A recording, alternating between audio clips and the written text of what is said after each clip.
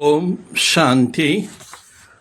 3/4/2026 வெள்ளிக்கிழமை. வாணி தரும் வசந்தம். இனிமையான குழந்தைகளே, தந்தைக்கு சமமாக கருணை உள்ளம் கொண்டு அநேகருக்கு வழி கூறுங்கள். எந்த குழந்தைகள் இரவு பகலாக சேவையில் ஈடுபட்டிருக்கிறார்களோ அவர்களே தைரியசாலி ஆவார்கள். நினைவு யாத்திரை பொருந்துள்ளது. யார் எந்தளவு நினைவு செய்கிறாரோ அந்தளவு உயர்ந்த பாக்கியத்தை அமைக்கிறார்கள். ஷரீர நிர்வாகத்திற்காக கர்மம் செய்கையிலும் தந்தை மற்றும் ஆஸ்தியை நினைவு செய்து கொண்டே இருந்தீர்கள் என்றால் பாக்கியம் உயர்ந்ததாக ஆகிக்கொண்டே போகும். குழந்தைகள் பிறக்கும் பொழுது அவர்களுடைய கர்மங்களுக்கேற்ப தங்களுடைய பாக்கியத்தை எடுத்துக்கொண்டு வருகிறார்கள். ஒரு சிலர் செல்வந்தர்களிடம், ஒரு சிலர் ஏழைகளிடம் பிறப்பெடுக்கின்றார்கள். வாரிசு வந்துள்ளது என்று தந்தை புரிந்திருப்பார்.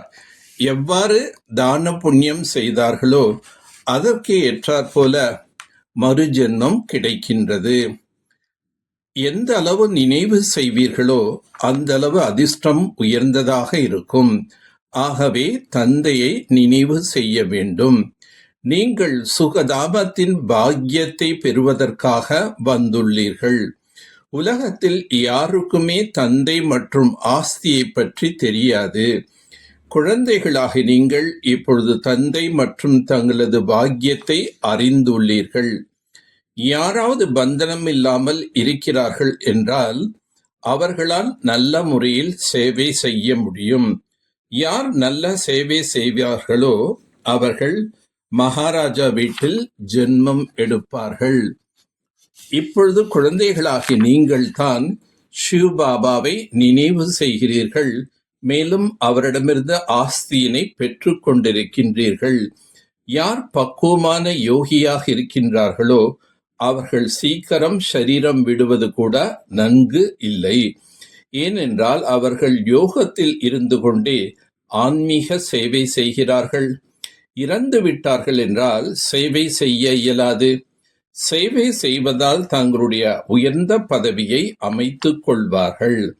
நம்மீது இருக்கும் விக்கர்மங்களின் சுமையை எப்படி இறக்க வேண்டும் என்று சோதிக்க வேண்டும். எனவே நினைவனுடைய சார்ட் வைக்கப்படுகின்றது. கலியுகத்தில் யுத்தத்திற்காக எவ்வளோ செலவு செய்கிறார்கள். இவைகள் அனைத்தும் மண்ணோடு மண்ணாக ஆகிவிடும். வீடுகள் ஆகிய அனைத்தும் மண்ணோட மண்ணாகிவிடும்.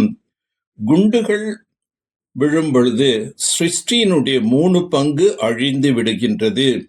மீதி ஒரு பாகம் மிஞ்சி விடுகின்றது. பாரதம் ஒரு பாகத்தில் இருக்கின்றது அல்லவா? பாரதத்தின் பாகம்தான் மிஞ்சும். மரணமோ எல்லாருக்கும் ஆகத்தான் போகின்றது. பின் ஏன் நாம் தந்தை இடமிருந்து முழுமையாக ஆஸ்தி பெற்றுக்கொள்ளக்கூடாது? பகவான் மூலமாக கீதை கேட்பதால் நீங்கள் ஜீவன் முக்தியை அடைகிறீர்கள். மனிதர்கள் மூலமாக கீதை கேட்பதால் ஜீவன் பந்தனத்தில் வந்து விடுகிறார்கள். பிறவி சக்கரத்தில் இறங்கி வந்துவிட்டீர்கள். இதில்தான் ஏணிப்படி சித்திரத்தில் காட்டப்பட்டுள்ளது. வேத சாஸ்திரங்கள், வேள்வி, தவம் ஆகியவை செய்வதால் பாவங்கள் அழிந்து போகாது. நீங்கள் பிறவி என்னும் ஏணிப்படியில் இறங்கியே வந்துவிட்டீர்கள். குழந்தைகளை சேவைக்கு தகுதியுடையவர்களாக ஆக்கப்படுகின்றது. ஒரு சிலரோ சென்டர்களில் நிறைய குழந்தைகள் அசாந்தியை பரப்பிக்கொண்டே இருக்கிறார்கள். புத்தியின் யோகம் வெளியே அழைகின்றது. பின் ஏன் தீங்கு ஏற்படுத்தி விடுகிறார்கள்? வாயு மண்டலத்தை கெடுத்து விடுகிறார்கள். ஒரு சிலரோ நன்றாக சேவை செய்கிறார்கள். ஒரு சிலர் சேவைக்கு தீங்கு கூட விளைவிக்கின்றார்கள். நீங்கள் 5 விகாரங்கள் மீது வெற்றி அடைந்து உலகத்தை வென்றவர்களாக ஆகிறீர்கள். மற்றபடி யுத்தங்கள் போன்ற எந்த விஷயமும் கிடையாது. பந்தனங்களிலிருந்து விடுபட்டவராக ஆகி தந்தையின் சேவையில் ஈடுபட வேண்டும். அப்பொழுதுதான் உயர்ந்த பாக்கியம் அமையும். கருணை உள்ளம் உடையவராக ஆகி அநேகருக்கு வழிகாட்ட வேண்டும். குருடர்களுக்கு ஊன்றுகோலாக ஆக வேண்டும். இந்த சரீரத்தின் மீதுள்ள பற்றை நீக்கி உயிருடன் இருந்தே இறக்க வேண்டும். ஏனெனில் இப்போது வீட்டுக்கு திரும்பிச் செல்ல வேண்டும். நோய்வாய்ப்பட்டிருக்கும் பொழுது கூட ஒரு தந்தையின் நினைவு இருந்ததென்றால் பாவங்கள் அழிந்து போய்விடும்.